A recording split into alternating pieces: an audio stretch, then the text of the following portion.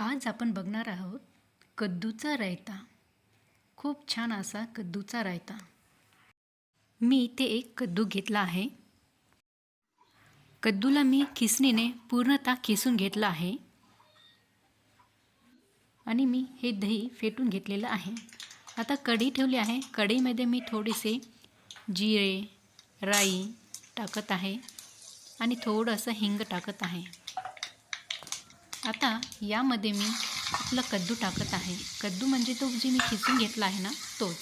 आणि ह्या कढईमध्ये ते व्यवस्थित तेलमध्ये फ्राय करायचं. व्यवस्थित असं फ्राय करून घेतल्याच्या नंतर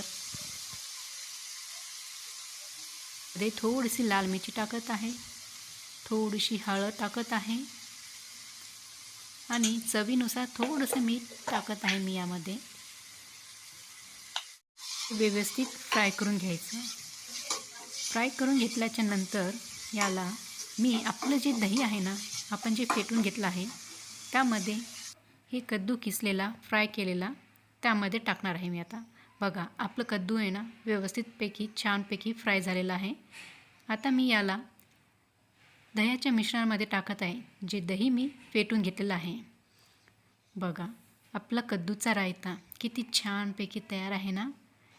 खूप छान लागते कद्दूचा रायता. आता थोडीशी यामध्ये मी कोथिंबीर टाकल.